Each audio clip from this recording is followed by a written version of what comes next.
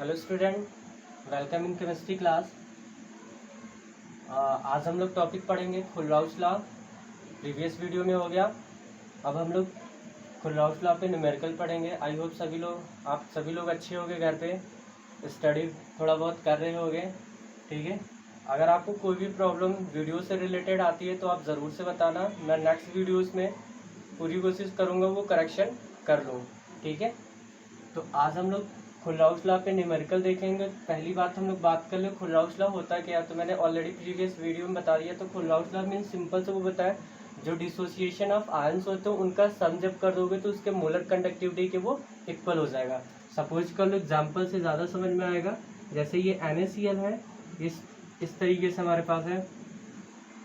ठीक है, ये हमारे पास क्या हो जाएगा, NaCl का कंसंट्रेशन एट इन्फाइनाइट डाइल्यूशन या ऑन डाइल्यूशन। तो इसको कैसे रिप्रेजेंट करते थे, लैम्डा नॉट Na प्लस सब स्क्रिप्ट के फॉर्म में and lambda not NCl minus. जैसे डिसोसिएट करते थे बट लैम्डा आप यूज़ कर ले रहे हो। फॉर एग्जांपल MgCl2 की मैं बात करूँ तो इस पर कैसे डिसोसिएट होगा, lambda naught Mg2 plus plus हो जाएगा 2, फ्रंट पे आ जाएगा 2 लैम्डा नॉट, ये क्या होगा Cl माइनस होगा। इस तरीके से ये क्या होगा, इसका डिसोसिएशन हो जाएगा। इस तरीके से डिसोसिएशन में कोई प्रॉब्लम नहीं होनी चाहिए, क्योंकि डिसोसिएशन एज नॉर्मल है जैसे आप डिसोसिएट करते हो। ठीक है, तो आज हम लोग इस पर न्यूमेरिकल पढ़ेंगे। कुछ आप देखना कि एक आपके लिए वर्क है कि खुल्लाउस लॉ किसके लिए वर्क करता है, स्ट्रॉन्ग इलेक्ट्रोलाइट के लिए वर्क करता है या वीक इलेक्ट्रोलाइट के लिए वर्क करता है। ठीक है, आप ये ज़रूर देखना, क्योंकि BHU-BSc में जब खुल्लाउस क्वेश्चन एक आया था ऐसा कि Kohlrausch law is applicable for strong electrolyte, weak electrolyte, strong weak and none था एक। ठीक है, ऑप्शन में। तो आप जरूर चेक करना कि स्ट्रॉन्ग के लिए काम कर रहा है तो वीक के लिए काम कर रहा है। तो ज़्यादातर केसेस इसमें वीक के लिए ही जो न्यूमेरिकल बताए गए हैं। ठीक है, फिर भी आप एक बार ऑप्शन देखना, उसको थोड़ा सा स्टडी करना, बताना मेरे को कमेंट बॉक्स में या तो पर्सनली व्हाट्सएप पे आप जरूर बताइएगा किसके लिए वो काम करता है। ठीक है, तो अब हम बात करते हैं पहला क्वेश्चन। ये देखो एग्जाम्पलर 3.7, 3.8, 3.9 मैंने यहाँ पे क्वेश्चन लिखे हुए हैं। अब इसको मैं सॉल्व करके बताता हूँ कैसे क्या है। तो एग्जाम्पलर NCERT, ये सारे के सारे NCERT हैं, NCERT। ठीक है, पहला क्वेश्चन है देखो, फाइंड आउट करना क्या, molar conductivity at infinite dilution पे CaCl2 का।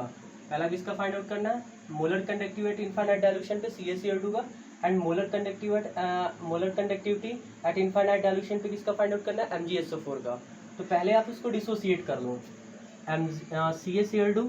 ठीक है, after dissociation it give lambda not Ca2 plus देगा प्लस टू फ्रंट पे आ जाएगा 2 lambda naught and Cl minus हो जाएगा।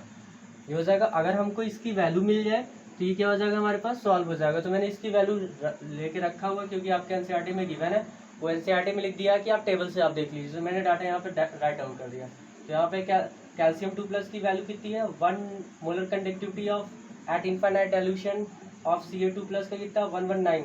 तो यहाँ पे वैल्यू आप रख दो 119 प्लस 2 का मल्टीप्लाई कर दो। Cl की वैल्यू कितनी है यहाँ पे, 152.6। जितना आएगा वो क्या हो जाएगा, यहाँ पे आंसर हो जाएगा। ठीक है, यूनिट जो होता है उसके लिए आप राइट डाउन कर लीजिएगा, इसमें कोई प्रॉब्लम नहीं होना चाहिए। सेकंड केस MgSO4 का, सेम केस ऐसे ही है। लैम्डा नॉट MgSO4 के लिए बात करोगे हम लोग तो डिसोसिएट होगा। After dissociation it give lambda naught Mg2 plus plus lambda naught SO4 double minus. इन दोनों की वैल्यू मिल जाए तो काम हो जाएगा। तो मैंने वैल्यू यहाँ पे पुटअप किया हुआ है, गिवन किया हुआ है। 106 हो जाएगा प्लस 160 आ जाएगा, जो आएगा वो आंसर हो जाएगा। तो देखो कितना इजी है। तो हालांकि अभी तक ये बोर्ड वोर्ड में ऐसा क्वेश्चन नहीं आया। ये नीचे वाला मोस्ट इंपॉर्टेंट क्वेश्चन, ये मैक्सिमम कम्पिटेटिव एग्जाम में भी डायरेक्ट यही डाटा दे देता है, यही वाला डाटा देता है अक्सर। ठीक है, और एकेडमी में तुम्हारे 2 बार ये आ चुका हुआ है। तो हो सकता है अब डाटा चेंज कर दिया जाए या तो इसी को डायरेक्ट से फिर से पुटअप कर लिया जाए। तो हम लोग चलते हैं नेक्स्ट क्वेश्चन पे, किस तरीके से सॉल्व होता है। ये आई थिंक समझ में आ गया होगा। तो आप प्रॉपर कॉपी पे इस तरीके से राइट करते जाइए, आइडियाज़ मिलते चले जाएंगे। देखो क्वेश्चन सारे ईजी है, बस आपको प्रैक्टिस करना है किस तरीके से क्या। फार्मूले एकदम याद होने चाहिए, फार्मूले भूले तो सब कुछ खत्म हो जाएगा, क्योंकि फार्मूले पे ही हम लोग पुट कर रहे हैं। सेकंड देखो क्वेश्चन क्या है, molar conductivity for NaCl HCl, यानी सब मोलर कंडक्टिविटी M दिया, यानी इसका कंसंट्रेशन। तो क्या हमारे पास है, NaCl की वैल्यू गिवन है डायरेक्ट। दूसरा किसका है हमारे पास, HCl HCl की वैल्यू गिवन है एंड NaCl AC का मीन्स क्या होता है एसीटेट, सोडियम एसीटेट हो जाएगा।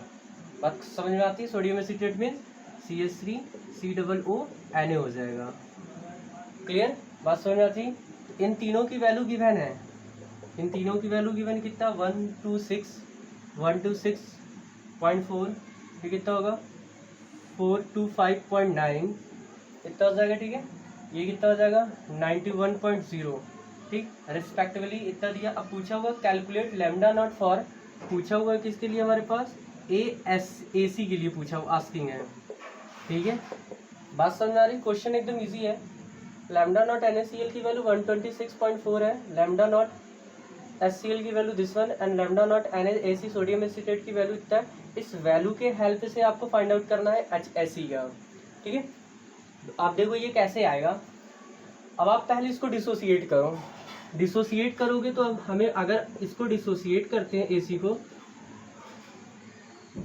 We will get lambda naught H plus and lambda naught AC। अगर हमको H प्लस और AC की वैल्यू मिल जाए तो ये कैलकुलेट हो जाएगा। अब तो स्पेशल वैल्यू तो गिवन नहीं है, अब इन्हीं के हेल्प से इसकी वैल्यू को क्या करना है, फाइंड आउट करना है। बात समझ में आती है? इन्हीं की हेल्प से इसको फाइंड आउट करना है। देखो तो मैं इसको क्या लिख सकता हूँ, इतना लिख सकता हूँ। तो अब मैं देखो क्या करता हूँ, लैम्डा नॉट HAC, आप इनको तीनों को मिक्स करके इस तरीके से मिक्स करिए, अरेंज करिए ताकि पूरी वैल्यू ये कट उठ के क्या हो जाए, ये HAC आ जाए। तो अभी देखो फिर से सुनना, मैं ध्यान से क्या बोल रहा हूँ, इन तीनों को इस तरीके से अरेंज करके लिखो प्लस माइनस में, ताकि कट पिट के सिर्फ HAC आ जाए। जैसे यहाँ पे देखो ये NaCl Na plus Cl minus, हमें क्या क्या चाहिए, H चाहिए और AC चाहिए। तो इन दोनों का कोई काम नहीं है, तो यहाँ से देखो HCl, तो ये प्लस में, अगर ये माइनस में, अगर ये माइनस में, ये प्लस में कर दूँ, क्योंकि H चाहिए हमें, तो जो चाहिए वो S प्लस में होना चाहिए। तो मैं लिख रहा हूँ पहले, तो देखो पहले क्या होता है, lambda HCl plus lambda not NaCl, minus कर देता हूँ, प्लस लैम्डा नॉट NaC। ठीक है, ट्रिक भी बताऊंगा, ये प्लस माइनस अगर थोड़ी सी गड़बड़ लगती है तो फिर भी देख चेक करना। देखो ये लैम्डा नॉट HCl है, तो इसको आप डिसोसिएट करोगे तो क्या आएगा, lambda naught H plus and Cl minus, यही आएगा, plus lambda naught Cl minus आ गया। इसको डिसोसिएट करोगे तो lambda naught Na plus and क्या हो जाएगा, Cl माइनस आ जाएगा, लैम्डा नॉट Cl माइनस आ जाएगा। अब इसको डिसोसिएट करोगे तो Na प्लस हो जाएगा, प्लस क्या हो जाएगा, लैम्डा नॉट AC हो जाएगा। तो यहाँ से देखो कौन कौन सी वैल्यू कट गई, ये Cl से Cl कैंसिल हो गया, Na से Na कैंसिल हो गया, बच क्या गया हमारे पास लैम्डा नॉट H प्लस, और यहाँ से क्या होगा लैम्डा नॉट AC, जो हमें चाहिए वो मिल गया यहाँ से। ठीक है, तो ये मतलब ये अरेंजमेंट सही है। जब ये अरेंजमेंट सही है तो इसको हटा दीजिए। अब देखिए सबकी वैल्यू सब्स्टिट्यूट कर दीजिए। HCl की वैल्यू सब्स्टिट्यूट करोगे तो कितना होगा 425.9, NaCl की वैल्यू रखोगे तो 126.4, प्लस NaAC की वैल्यू रखोगे 91.0। जब इसको सॉल्व करोगे तो 390.5 आ जाएगा। ठीक है, ये इसकी वैल्यू होगी। आप कैलकुलेट कर रहे ना, हमें याद है तो मैंने डायरेक्ट लिख दिया, यूनिट नोट कर लीजिएगा। क्लियर, बात समझ में आती है? आपको इन तीनों को इस तरीके से प्लस माइनस को कंबाइन करना है ताकि ये आ जाए। अब देखो मैं आइडियाज बता रहा हूँ क्या, आप ये HAC है, H भी प्लस में होगा, AC भी प्लस में होगा। जिस जिस कंपाउंड में H और AC होगा, जिस जिस कंपाउंड में H और AC होगा उसको प्लस में रखना, और जिसमें कुछ नहीं होगा उसको माइनस में रख देना। सिंपल सा केस।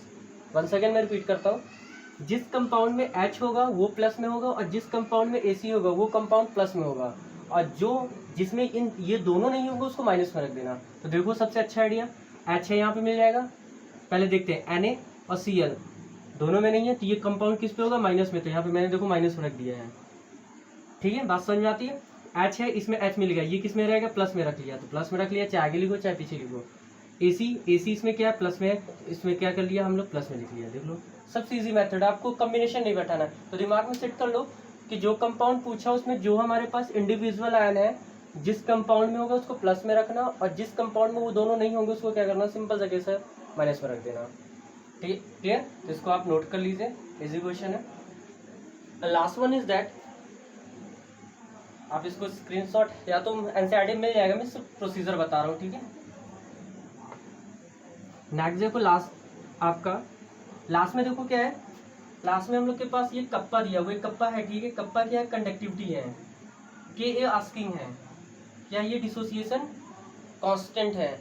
कोल्हाउस लॉ में मैंने 3 एप्लीकेशन बताया था, एक डिग्री ऑफ डिसोसिएशन, दूसरा मैंने बताया था के ए बताया था, ठीक है, और एक सॉल्युबिलिटी बताया था, ठीक। तो किस तरीके से काम करेगा, यहाँ पे के ए पूछा हुआ, तो के ए के लिए हमारे पास इस तरीके से हो जाएगा कि के की वैल्यू, कंडक्टिविटी की वैल्यू गिवन है, के ए चाहिए हम लोग को, लैम्डा एसिटिक एसिड का दिया, सी चाहिए। तो पहले मैंने बोला था फॉर्मूला, अगर आपको क्वेश्चन न्यूमेरिकल लगाना है तो पहले फॉर्मूला राइट करो, K a equal to C alpha square 1 minus alpha, यही होता है।